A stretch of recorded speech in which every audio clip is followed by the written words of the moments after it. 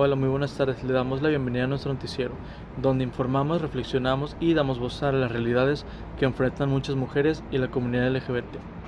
En la edición de hoy abordaremos diversas noticias que reflejan cómo, a pesar de avances en leyes y políticas públicas, aún existen situaciones en las que se vulneran los derechos fundamentales, como la igualdad, la libertad y la seguridad de respeto a la identidad. Nuestro objetivo no es solo informar, sino también generar conciencia sobre la importancia de construir una sociedad más justa, empática y libre de discriminación. Acompáñanos para conocer los casos más recientes y reflexionar sobre cómo podemos contribuir al respeto y a la protección de los derechos humanos para todas las personas. Como primer caso, analizaremos uno el cual ocurrió recientemente, el caso de Devani Escobar. Devani Escobar fue una mujer de 18 años cuyo caso conmocionó a México y puso el foco de nuevo en la violencia contra las mujeres. ¿Qué pasó? El 9 de abril de 2022, Devani desapareció después de salir de una reunión en la zona de Monterrey, Nuevo León. Su caso se volvió viral debido a que en redes sociales circuló una foto de ella parada en la orilla de una carretera justo en la noche de su desaparición. 13 días después, con fecha del 22 de abril, su cuerpo fue localizado en el interior de una cisterna de un motel en la misma zona. La Fiscalía de Nuevo León investiga su muerte como posible feminicidio.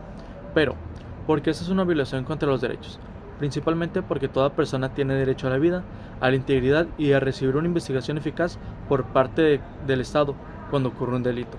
En este caso, familiares y organizaciones civiles denunciaron irregularidades y demoras en la investigación, que según criticaron, revictimizaron y dejaron a la familia sin respuesta. Esto es una falta del Estado para garantizar los derechos humanos. ¿Qué reacciones y qué consecuencias sociales tuvo este caso entre la sociedad? Principalmente, el hallazgo y el manejo de este caso provocaron protestas, movilizaciones y exigencias públicas de justicia. El caso se volvió un símbolo de crisis de desapariciones y feminicidios en varias entidades del país y desencadenó llamados a mejorar las investigaciones para prevenir la violencia en México. ¿En qué estado actual se encuentra? Bueno, con fecha y reportes disponibles al día de hoy, la investigación ha enfrentado críticas sobre su conducción y no se había resuelto plenamente con detenciones y sentencias claras que den tranquilidad a la familia y a la sociedad. El caso sigue siendo emblemático ante la lucha contra la impunidad en feminicidios de México. Bueno, este caso nos recuerda la importancia de denunciar, acompañar a las víctimas y exigir a las autoridades procedimientos transparentes y efectivos para proteger a las mujeres y sancionar a quienes cometan estos delitos. El siguiente caso que analizaremos es uno donde se vulneran los derechos hacia las personas de la comunidad LGBT. ¿Qué pasó? El 14 de enero del 2024 fue asesinada en la Ciudad de México la activista y política trans Samantha Gómez Fonseca, la cual recibió disparos a bordo de su vehículo en la alcaldía de Xochimilco, poco después de visitar el reclusorio sur. Las autoridades iniciaron una investigación y organizaciones calificaron el hecho como posible transfeminicidio, porque esa es una violencia contra los derechos. Bueno, toda persona, independientemente de su identidad de género u orientación sexual, tiene derecho a la vida, a la seguridad y a la protección por parte del Estado. Cuando una persona es asesinada por motivos relacionados con su identidad u orientación sexual, es una expresión de odio estructural y una falta de protección efectiva para la población LGBT. En un contexto más amplio, la muerte de Samantha ocurrió en un momento de alerta por varios asesinatos de personas trans en México en pocos días, lo que generó protestas, exigencias de medidas concretas contra la violencia transfóbica. Activistas piden protocolos de investigación sensibles a la identidad de género y sanciones claras cuando existe la motivación de odio. ¿Cuál fue la reacción que tuvo la sociedad ante esto? Bueno, las autoridades locales abrieron investigaciones, colectivos LGBT convocaron marchas y vigilancias para denunciar la violencia y presenciar por acceso de justicia a las víctimas trans. La sociedad civil insistió que los gobiernos implementen políticas preventivas ante esta atención integral. Uno de los casos que hablaremos a continuación será el de Alan Turing. Alan Turing fue un matemático inglés que descifró los códigos que los nazis enviaban con su máquina llamada Enigma. Gracias a su descubrimiento se logró salvar muchas vidas, millones, pero Turing tuvo que hacer frente a la intransigencia de su época, que acabó con su vida. Alan Turing nació un 23 de junio del año 1912. En el año 1939, un 3 de septiembre, Gran Bretaña entró en guerra con Alemania. En ese momento, Turing fue contratado como criptólogo por el ejército británico en una base militar ultra secreta, en donde se llevaban a cabo los trabajos de descifrado de los códigos de alemanes. A finales de 1939, Turing desarrolló una máquina a la que bautizaron como Bombe, con la que consiguieron descifrar con éxito las transmisiones de Enigma. A principios del año 1942, se interceptaron y descifraron alrededor de 40.000 mensajes que se duplicaron en un mes. Según el premier británico Winston Churchill, el trabajo realizado por Turing ayudó a reducir entre 2 y 4 años la guerra en Europa, salvando de este modo 14 millones de vidas.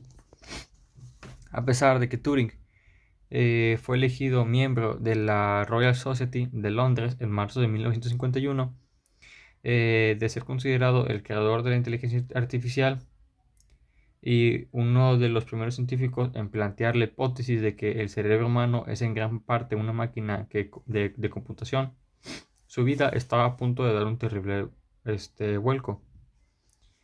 En marzo de 1952, Turing fue acusado de indecencia grave y perversión sexual por algo que en aquella época estaba gravemente penado en Gran Bretaña, que era ser homosexual. Para evitar la cárcel, Turing se sometió a una terapia de castración química para reducir el líbido a base de un compuesto que se conoce como dietilestilbestrol, un estrógeno sintético.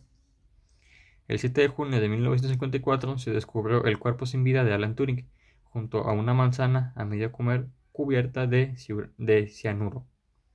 El veredicto oficial de su muerte fue el suicidio, pero las investigaciones que se llevaron a cabo nunca arrojaron un indicio claro de suicidio, y algunas teorías apuntan a que fue el gobierno de Gran Bretaña en asesinar a Alan Turing. En el año 2009, el por entonces primer ministro británico Gordon Brown se disculpó en nombre del gobierno británico por el trato absolutamente injusto recibido por Turing. Y en el año 2013 el matemático recibiría el indulto real por parte de la reina Isabel. En este particular caso, los derechos que fueron violentados fue el derecho a la integridad física y mental, ya que se le obligó a elegir entre la cárcel o un tratamiento de castración como condición para la libertad condicional. Y también tenemos el derecho a la dignidad humana, debido al trato humillante y degradante que recibió Alan Turing. Como siguiente caso a hablar será el caso de los 41.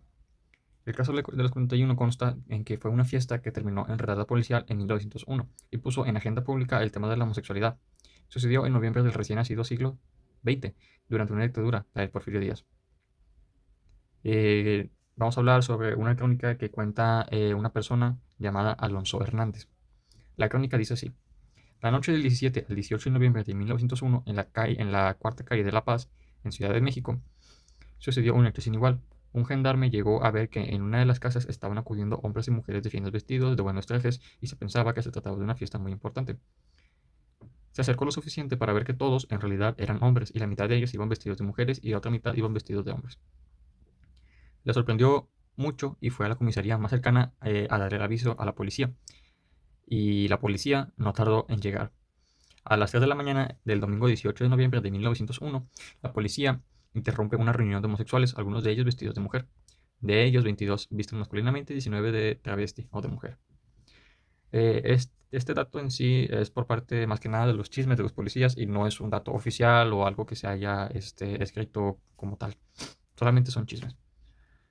Pero bueno, también aquí tenemos un mito. El mito dice que eran 42 personas. Se sabe que el gobernador le entregó un listado al general y presidente Porfirio Díaz, que al leer los 42 nombres dijo que solamente habían 41. Pero eso tiene un motivo en sí. Como tal, Por esto de los 41 se conoce el baile de los 41, ya que el que desaparece de la lista compra su libertad a precio de oro y huye por las azoteas.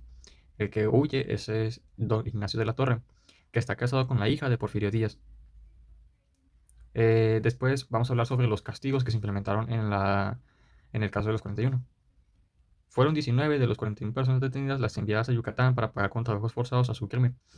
Había leído que parte de estas personas enviadas a Yucatán era para poder enlistarlos al ejército mexicano, pero no se sabe como tal, así que solamente es una teoría, por así decirlo.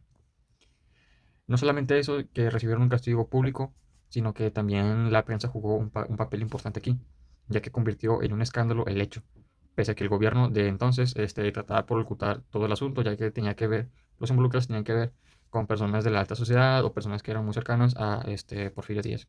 Por eso también el gobierno trataba mucho de ocultar lo sucedido.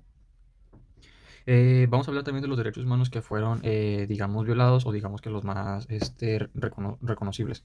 Como primero tenemos el de la detención arbitraria. Aquí se debe a que los hombres fueron arrestados sin un delito claro tipificado en la ley. Había en el Código Penal de 1820-21, si no mal recuerdo, que en base a este Código Penal, por una parte que decía que una acción que esté más allá de las buenas costumbres o de la inmoralidad, de esta parte del Código Penal se basaron, o se agarraron de aquí para poder, digamos, arrestar a los que estaban en la fiesta. Pero como tal no estaba tipificado el que solamente por solamente vestirte de mujer o por tu orientación, pues puedes ser arrestado. Como siguiente tenemos los trabajos forzados como castigo, ya que fueron obligados a realizar trabajos forzados, en específico barrer las calles, y fue como tal un castigo público. Y pues obviamente todo esto no tuvo un proceso legal, desde que pues nada en sí tuvo un proceso legal y el castigo mucho menos. Y este sería el caso de los 41. Ya como por último caso que voy a hablar va a ser el de Matthew Shepard. La noche del 6 de octubre de 1998, Matthew Shepard, un joven universitario de 21 años, fue brutalmente golpeado y abandonado en las afueras del Army, Wyoming. ¿A qué se debe esto? Bueno, se debe a que su único delito, entre comillas, es que era gay.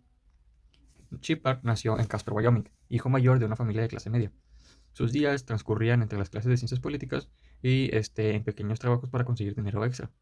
En octubre de 1998, como tantas veces, Shepard buscaba refugio en el Fireside Lounge, que era un bar en donde pues simplemente estaba allí porque ahí nadie podía juzgarle o simplemente podía evitarse las malas miradas. En este bar entabló conversación con dos personas en particular, que eran Aaron McKinney y Russell Henderson. Ambos acabaron atrayendo a Matthew a la camioneta de McKinney, pero en lugar de llevarle al lugar de destino de Matthew, lo llevaron a una área fuera o aislado de la ciudad. Fue allí en donde la violencia se desató con una brutalidad inimaginable. Lo golpearon repetidamente con la culata de una pistola hasta dejar su rostro irreconocible. Y no satisfecho con esto, con la paliza que le dieron, lo ataron también a una valla y lo despojaron de sus pertenencias y lo dejaron ahí mismo, en medio de la noche, expuesto al frío con temperaturas bajo cero. Matthew estuvo allí agonizando durante 18 horas inmóvil sin poder pedir ayuda. No fue hasta que un ciclista, por pura coincidencia, lo encontró a Matthew. El ciclista al principio pensaba que era un espantapájaros común y corriente, pero hasta no fue que se acercó hasta ver a Matthew con la cara ensangrentada y con todos los moretones o todos los daños que tenía. De inmediato el ciclista pidió ayuda y ahí fue cuando llegaron los policías y las ambulancias. Ya en el hospital, cuando su familia llegó, lo encontraron a Matthew en coma y con un daño cerebral. Durante los días siguientes, los médicos hicieron todo lo posible para poder salvarlo, pero las lesiones eran demasiado graves. Y el 12 de octubre de 1998, Shepard falleció. Su asesinato obviamente fue un crimen de odio, y también un recordatorio de lo atroz de lo que la homofobia puede llegar a ser. Su muerte despertó indignación en todo el mundo y puso sobre la mesa la urgencia de legislar contra este tipo de ataques de odio o contra la comunidad. Su brutal homicidio expuso de manera desgarradora la vulnerabilidad de la comunidad LGBT frente a crímenes de odio y la indiferencia institucional que en muchos casos los ampara. Durante más de una década, la familia de Shepard, y en específico su madre, Judy Shepard, lideró una incansable campaña para que la justicia reconociera el carácter del crimen de odio del asesinato de su hijo y para impulsar cambios legislativos que protegieran a las personas LGBT contra este tipo de violencias y la discriminación. Y gracias a su lucha, en 2009 se aprobó la ley Matthew Shepard y James Byrd Jr. de Prevención de Crímenes de Odio, que amplió la protección federal contra los delitos motivados por la orientación sexual, la identidad de género y la discapacidad. Esta legislación supuso un avance crucial en la defensa de los derechos LGBTIQ y más, ya que estableció que los crímenes de odio no eran casos aislados, sino parte de un problema estructural que requería una respuesta contundente por parte del Estado. Y esta sería mi parte del caso de Matthew Shepard.